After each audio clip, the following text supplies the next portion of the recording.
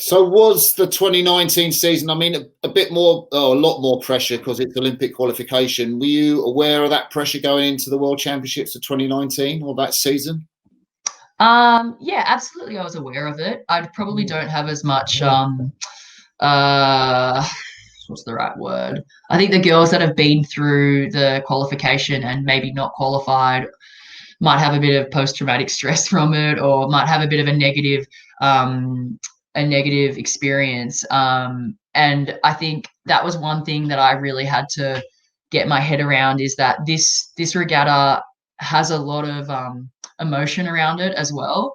And there's a lot on the line. You know, if you for the eight for the boats that make like the doubles and some of the smaller boats, more boats qualify. So once they get to the B final, or they just have to not come last, or if they've made the A final, they're through. You know, anything is a bonus. But for us, we're racing on the last day.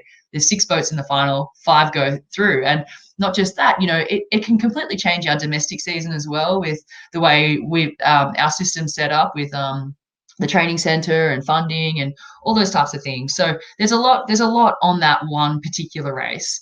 And how everyone deals with pressure is different. But you know, like I said, I've got 7 girls I can lean on, and others out of the boat as well, you know, the support staff. And yeah, I think it's kind of cool to figure out how you do respond to pressure in certain ways. And for me, I'm 27, so I'm not young, but in terms of my athlete maturity, I'm probably, I'm one of the least experienced at elite level in the squad. But sometimes that works to my advantage, you know, being naive and being a bit unaware of what's going on is sometimes a good thing, you know. And like I said, there's no 10-foot waves coming at me, so but yeah, it's at the end of the day, it's just rowing. And one of the boys said to me one time, he still gets butterflies, and he says, oh, you know, I just need to get all the butterflies in my stomach aligned, and then I'm ready to race. I'm like, yeah, I like that. That's a good way to think about it, you know. So butterflies are a good thing. See, you were the last race, I think, of that World Championships in 2019. Finished the program with the women's 8, and it was an amazing race. I think probably a step up from what you were doing in 2018 in terms of the crew and in terms of your pace. Again, you led out. Yeah. Yeah. We're pretty quick out of the blocks. Yeah. This time it wasn't. You should have seen what we had up our sleeve for 2020, Martin. Well, I was thinking, you know, because generally certainly in the men's 8, you know, if you lead out, you're more than likely to be leading at the finish. But there's a different kind of profile in the women's 8 because you've got that pace, and that shot there, I think, you know, just coming up to 1,000 meters, you know, you've got a decent lead, maybe 10 meters on the Kiwis. Yeah. And the Kiwis, they raced an amazing race. Full credit to them. They we had a great start, and we had a good race as well. But I mean, to move an 8 that quickly in the last part of the race, like, that's some good rowing. They were building something pretty amazing. So yeah, good on them. They were better on the day. They rode better than us, and you know, I think to come away with a silver, that's pretty amazing too. I'm sure, you know, it's disappointing when you are leading by so much, and you think, I don't think anybody in our race, in our boat, thought, oh, like, you know, we've got this in the bag, like, let's just, you know, hold on to it kind of thing. It was go, where's the finish line, like, when are we going to get there kind of thing. I was hoping the finish line would get to us a lot quicker than it did, but I mean, it was still an awesome race, you know. And you know, it's a working project. We haven't, it's kind of exciting because we haven't had our best race yet, you know, and we're still figuring it out. And you know, we keep our cards pretty close to our heart, and we're still you know, working on it every day. And we don't row the 8 that often, you know. We're in pairs and fours, and we're mixing it around a bit, and just it's, I don't know. Do you have a set pairs partner at the moment? Who's mine? Yeah. I've been rowing with a few different people. This week I'm lucky enough to row with Rosie Popper. She's a good friend as well as a good rower, and she's a good girl. I like rowing with her. But yeah, we chop and change a lot, so you never get too comfortable. Yeah, and which is good. you're kind of set in the middle of that boat in the 4-seat. I mean, are you hoping to move up down the stern, or are you happy where you are? I will go wherever he puts me, as long as I'm in the boat, you know. Do you get I'm to lay happy. down? Has he tried you in the 6-seat? 6 seat, yeah, I've been in and out of 6 seat. I think it just kind of it's where he likes to put me, and I'm happy to go in stroke seat, man. But they seem to keep me away from that. But Have you ever stroked the 8? not the 8. No, I haven't stroked the 8. I don't know if I'd be any good at it, to be honest. Yeah. Oh, that's an interesting bit of self-doubt coming in there. Nah, no self-doubt. I just think, there's other people that could probably do it better. I'm happy to have a crack at it, but yeah, probably my what I'm good at is probably more benefit in the middle of the boat. Yeah, yeah. What Yeah, are you yeah. good at? Just what is your USP, unique selling point? I like that acronym, USP. Um, mm, I don't know. You'd have to ask the 7 girls in the coxswain that I row with. Oh, why can't I ask you? I don't know. I just get in there and do my job. Yeah, That's all. yeah. Okay. You've got some really interesting things about you. I saw on your Ryan Australia biography that you list meditation and yoga. Yeah, I mean, I do a lot of yoga. I love yoga, and in yoga we meditate, and yeah, I like it. It's kind of me time. You're away from your phone, you're away from distraction, and you go internal. Stretching, I love stretching. I love staying mobile. It's very important. And it's nice to switch off. I've also recently taken up golf, which I love. Golf. Yeah, love a bit of golf. Love, yeah, just a cheeky 9 on a Sunday afternoon, maybe. Yeah. Yeah, that's good. It's a great way to network, as well as the people that you can talk to. I've been well, it's a lot of my friends' dads that I end up playing with, because nobody my age wants to play, but that's all right. You can learn a lot from them. They fix your stance and tell you you're swinging wrong, and you get a free lesson every time you play, so that's good. But yeah, I like to keep myself busy and have other things going on. And yeah, my yoga studio that I go to in Monavale is just, you go there and you just instantly feel relaxed. Smells good. They give you tea. It's very nice. Call COVID safe, of course, but it's a very nice place to be. Oh wow. Very Yeah, relaxing. I thought that was quite striking when I read that about you, because that's not a usual profile for a high performance athlete, I'm guessing. Yeah, but I'm not your usual high performance athlete. Oh yeah. That's cool. Ian Weir's asked a question, Georgie, about would you consider doubling up like the New Zealanders and like Morrison and McIntyre in the pair if it came your way? And I kind of wanted to ask you in terms of that, how is it rowing with 2 women that are doubling up in the pair and then doing the 8? I presume you're planning, if you're selected, to do that for the Tokyo Games. I mean, I don't know about that, about doubling up. I mean, for Tokyo, I think we're all very focused at staying present and just staying in the training sessions we're on. Yeah, Tokyo is the goal out there, but I mean, right now, who knows? And then logistics, doubling up. I mean, I haven't even really thought twice about that at the moment. It worked for us last year. Yeah. And I mean, it worked so well that New Zealand turned around and did it. Yeah. So who knows? Hey, like, it's probably more of a question that you'd have to ask my coach.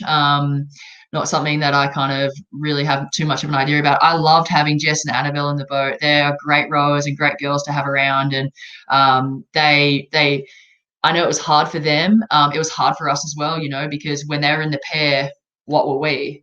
But we're a strong unit, and we had really amazing reserves coming in and out of the boat. And the boat was quick with the reserves, as quick as it was without them. So it was nice to have Jess and Annabelle come into the 8 and bring a bit of energy. And we had set a really high standard when they weren't in the boat, and they had to rise to that as well. So it was a bit of give and take. And yeah, whoever's the right person for the job, I think, and that's totally in the hands of our coaching and our selectors. And yeah, I think everyone's just pretty happy to go with the flow and be open-minded when they make decisions like that. Yeah. So I like it when you said the Olympics are, a way away, which of course they are at the moment. There's obviously questions. I was talking to my son last night about, what do you think about the Olympics? Are they going to happen? Mm. And he goes, To "Oh be yeah, honest, to be honest, Martin, I'm kind of sick of answering that question because that's like me asking you, do you think they're going to have a vaccine next week? Like, I don't know. Nobody knows what's going to happen with the Olympic yeah, Games. And whether they do or don't happen, I have a job and all I have to do is stay healthy and fit and train. And that's an awesome job to have right now because a lot of my friends, a lot of my good friends don't have jobs. And I'm being paid to train. Like that's an awesome job right now. So whether the Olympics are on or not, I'm really happy right now. So yeah, it's a weird time, but and I hope they do happen, and they're probably going to look really different. But you know what? Like you watch right now, they're showing some footage from the Sydney Olympics, and it was the best games in history. It was an amazing games. I don't remember it. I was only 7 years old. My auntie was there competing, but they talk about it like it was this amazing event. And you watch the footage and you see all the people in the stadium, and that environment, I'm sure, is euphoric. But for yeah, us, the COVID games, if they happen next year, it's going to be awesome. It's going to be they're going to be really unique. It's going to be the first time that something like this has happened. So why not just get around it and make the most of it? And whether it's fly in, fly out, like at the end of the day, I want to be celebrating with the people that I love and care about, and they're all yeah, probably going to be back in Australia. So get me out of Tokyo and take me home so I can give them all a big cuddle. yeah, yeah. There is some competition. I mean, it's planned to hold the European rowing championships in 2 or 3 weeks' time in Poland. I don't know if you Mm. guys are across that or talk about that at all. Nah, we don't. We don't really talk about it too much. It'd be awesome to be over there and compete. Of course, we do a few replication regattas here and there, and we keep ourselves on our toes and pushing hard every day. So I don't think that. Yeah, it'd be awesome, an awesome opportunity to race. But I didn't even know until you just told me that that was on. Yeah, well, no, it's quite. I think it's quite a big deal. Maybe not so much in women's eights because I know the British. They've only just got back into rowing. They've been kind of in lockdown until the beginning of September. Yeah. So I'm sort of thinking, well, who's going to be the competition in the women's eights? But the men's, you kind of got Germany and the Netherlands that were gold and silver, Yeah. and Okay. they're going to race each other at the Europeans. And I think they were going to organise a private match if the Europeans didn't happen because they kind of just both done training camps and they're going quickly at the moment. Yeah, that's cool. I mean, we're so far away for us that, it's sometimes a really good thing. But yeah, I think, the Australian team, we're just plodding along, doing our thing and keeping our head above water and, yeah, just taking it day by day. Yeah, you talked about the Sydney Olympics and things happening there. Are you the sort of person that has, role models in sport or people that inspire you, or are you not into that sort of thing? Oh, I'm definitely into it, but I probably take a bit of inspiration from people that aren't your usual, people with gold medals around their neck. Like, of course, there's some amazing, incredible athletes out there, and I like hearing about their stories and where they've come from and how they got to where they are. Probably more so. There was this show on one of our networks, ABC, the other day about Anna Mears, and she's an incredible athlete, and just hearing her story is so wholesome. Yeah, Even people like Lane Beachley, similar program, to hearing her story, learning it from others, I find a lot of inspiration from that. And I don't know if you saw the footage of there was this guy in Australia. He was doing the when we were doing the indoor comp, the interstate indoor comp. yeah, I think he was like 90 years old, and seeing him row 10Ks on the erg with his wife, who is probably blind, giving him water, and seeing that, like that doesn't just inspire me. That warms up my heart. And when I see that, I think I can do a 30-minute erg. Like that's no worries. This old dude is on the ergo bashing it out. Like that's awesome.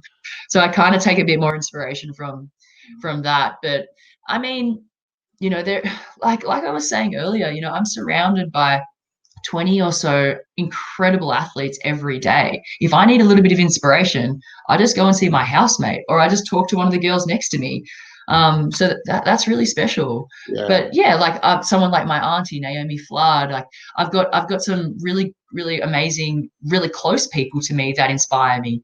But then of course you have your Kathy Freemans, who are incredible athletes and who doesn't get inspired by that? I watched Yeah. this Kathy Freeman documentary the other day, and I had goosebumps and I was crying. Like I get it when I see people win, I just cry. Like I just get so inspired by that. But yeah, like what really kind of lights a fire inside me is probably not the usual thing. Yeah, yeah. Are you? I mean, you're obviously young enough to do more Olympics, like to be in the mix for the Paris Games. Is that something that you consider, or is it all like just leave it out there until? Yeah, I mean, you just have to stay tuned, I guess. That like I said, I struggle to say no. So we'll just wait and see. We'll see what happens in the next few years, and who knows? Maybe I'll fall in love and want to have a baby, and who knows? I don't. There's no rite of passage for me. I just kind of take it day by day, and I'd love to do another Olympics. Maybe I'll do 3. Who knows? So we're just kind of, depending on how my body holds up and my head and where my life leads me. Yeah, I think that's a lovely place to draw things to a close, Georgie. Yeah. You're an amazing person to talk to. I think in terms of, I get a real buzz listening to you. You're one of those sort of radiators, you radiate energy. I know that's very nice, man. Well. I was going to ask you if you're an introvert or an extrovert, but I decided you're definitely an extrovert. So I wasn't even going to ask you that. I would agree with you and say I'm an extrovert, but I can go introverted as well. I don't have to be the loudest person at the table, and I'm happy to sit back and observe. And yeah, but I would definitely agree with you. You ask any of the girls at the training center, and who's the one dancing, singing, and carrying on? It's probably me. So what's ahead for the weekend? You got some hard sessions on Friday and Saturday coming up? Yeah, we've always got hard sessions, Martin. But this weekend, one of my housemates, she's got a farm about a 10-hour drive from here, and we've actually got a bit of downtime next week, so we're just heading up there for a few days. And yeah, I've never really seen that part of New South Wales, so I'm very much a coastal girl. I'll be very out of my depth out there. So a sheep and cattle farm. She's got an awesome family. Love her mum and dad. They're really cool people. Yeah. So yeah, it'll be an experience. I'm really looking forward to it. Totally switch off from rowing, which will be amazing. Yeah, just because the comparison of what you'll be doing will be completely different. Unfortunately, there's no golf courses out there, but hopefully I can squeeze in a game when I get back. Horseback riding. Yeah, look, I'm not much of a horse rider. I'll give it a crack, but I can't say I'll be any good at it. I was talking to Robbie Manson yesterday. He does that for his he wanted to go to the Olympics as in equestrian. Oh, yeah, I can see that. He's on his horse now quite a lot, Baz, but he's quite a skilled horseman apparently. Oh, cool. Yeah, that's interesting. I know. He's an interesting guy. Georgie, you're an amazing person to talk to. I'm really buzzy now. I've got to go and jump on the ergo. Nah, yeah. I'm going to go out on the river. Actually, the sun's out. It's a bit of a sunny day, so I think I'll get out on the river and feel inspired to do some workouts. It's been great talking to you, Georgie. You're an amazing person. Thank you so much for the chat. Georgie, take care. See you. Bye-bye.